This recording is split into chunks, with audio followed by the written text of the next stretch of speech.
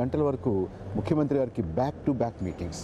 ఇందులో 23 సమావేశాలు. ఈ 23 సమావేశాల్లో 3 సమావేశాలు మల్టీలేటరల్ సమావేశాలు, అంటే కాంగ్రెస్లోకి వెళ్ళి అక్కడ ఉన్నటువంటి సభ్యులను ఉద్దేశించి ప్రసంగించడం, లేదంటే ఆ సమావేశాల్లో పాల్గొనడం.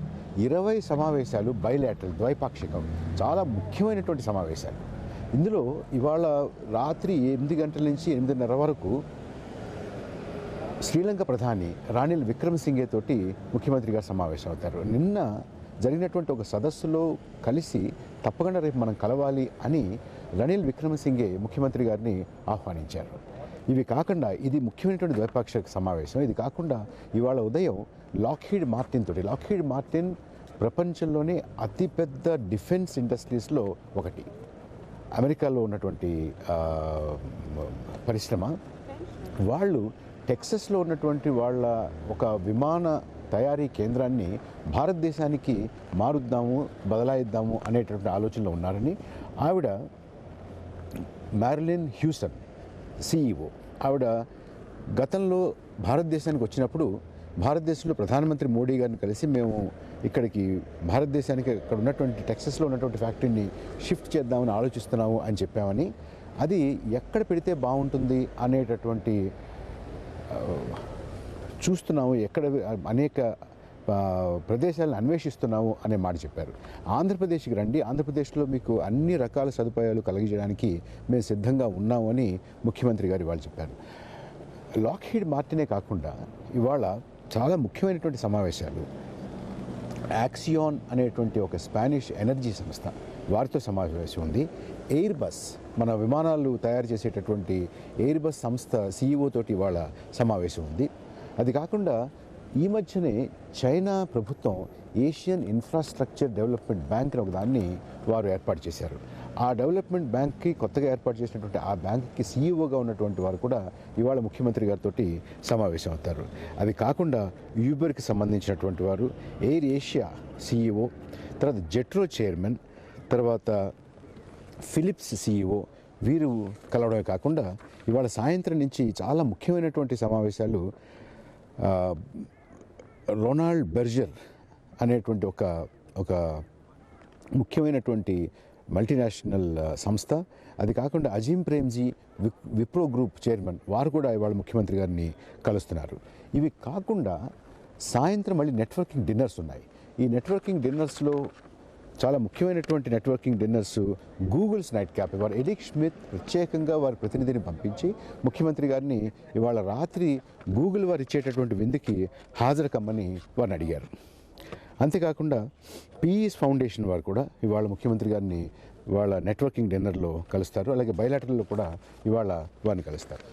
మొత్తానికి 20 సమావేశాలు, ఇవాళ 20 ద్వైపాక్షిక సమావేశాల్లో చాలా ముఖ్యమైనటువంటి పెట్టుబడికి సంబంధించినటువంటి ప్రతిపాదనలతోటి లాక్హీడ్ దగ్గర నుంచి, ఎయిర్ బస్ దగ్గర నుంచి, ఎయిర్ ఏషియా దగ్గర నుంచి, యూబర్ దగ్గర నుంచి, ఫిలిప్స్ దగ్గర నుంచి, జెట్రో దగ్గర నుంచి, ఏషియన్ ఇన్ఫ్రాస్ట్రక్చర్ డెవలప్మెంట్ బ్యాంక్ దగ్గర నుంచి ఇన్ని సంస్థలతోటి బ్యాక్ టు బ్యాక్ మీటింగ్స్ ఉన్నాయి.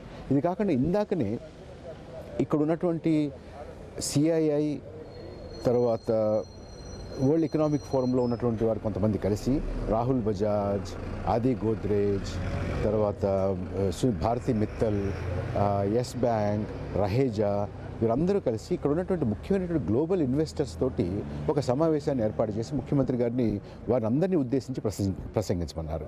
అది కూడా ఇప్పుడే ముగిసింది. ఇప్పుడు అయిన తర్వాత వారికి అందరికీ కూడా ముఖ్యమంత్రి గారు భోజనాన్ని ఏర్పాటు చేశారు. ఆ భోజనంలో కూడా వాళ్ళందరూ కలిసి మాట్లాడుతున్నారు. చాలామంది ఆంధ్రప్రదేశ్ మాకు అందరికీ కూడా ఆకర్షణీయంగా ఉంది, అక్కడ ఒక డైనమిక్ లీడర్షిప్ కూడా మాకు కనపడుతుంది, మంచి వనరులు ఉన్నాయి అనేటటువంటి మాట చెబుతూనే భారతదేశం 7.5% వృద్ధి రేటు సాధించుకోగలుగుతుంటే ఆంధ్రప్రదేశ్ 14-15 వరకు వెళ్ళేటటువంటి అవకాశాలు కనపడుతున్నాయి అనేటువంటి మాట చెప్పారు. అంతేకాకుండా వారందరూ ఇందాక మాట్లాడినటువంటి వారందరూ కూడా మనకున్నటువంటి పొడవైన కోస్తా తీరం, మనకున్నటువంటి మంచి మానవ వనరులు, అంతేకాకుండా నీరు, విద్యుత్తు, భూమి, ఈ 3 కూడా పుష్కలంగా ఉండడం. ఒక పారిశ్రామికవేత్త అయితే భారతదేశంలో మేము వ్యాపారం చేయాలి అని అంటే పరిశ్రమ పెట్టాలంటే ముఖ్యం మాకు ఎదురయ్యేటువంటి ఈ మూడు సమస్యలు ఉన్నాయి. వీటిని మీరు ఎలా అధిగమిస్తారనంటే ఈ మూడు కూడా భారతదేశంలో ఎలా ఉన్నా కూడా ఆంధ్రప్రదేశ్లో ఈ మూడు కూడా మనకు ఒక ప్రత్యేకమైనటువంటి ఆకర్షణగా నిలిచాయి. మనకి ఇవాళ మిగులు విద్యుత్ ఉంది, చాలా పుష్కలంగా జలరాశి ఉంది. అంతేకాకుండా మనం పరిశ్రమలకు అనువుగా ఉండేటటువంటి భూమిని ఇవ్వడానికి చాలా ఎక్కువగా మనకి భూమి కూడా ఉంది అనేటువంటి మాట ముఖ్యమంత్రి గారు చెప్పారు.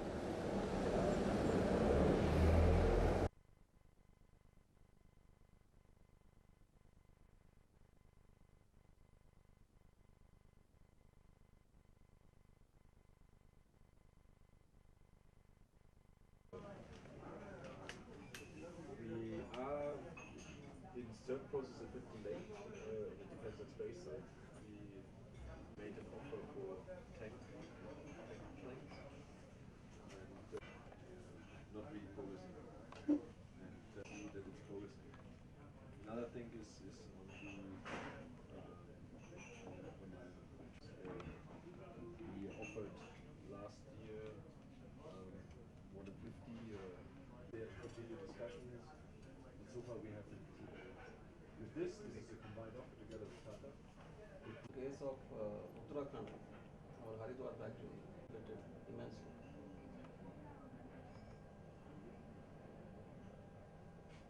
That has become our biggest plant. Catering in which areas? We sell to the whole nation, but the whole southern part is right now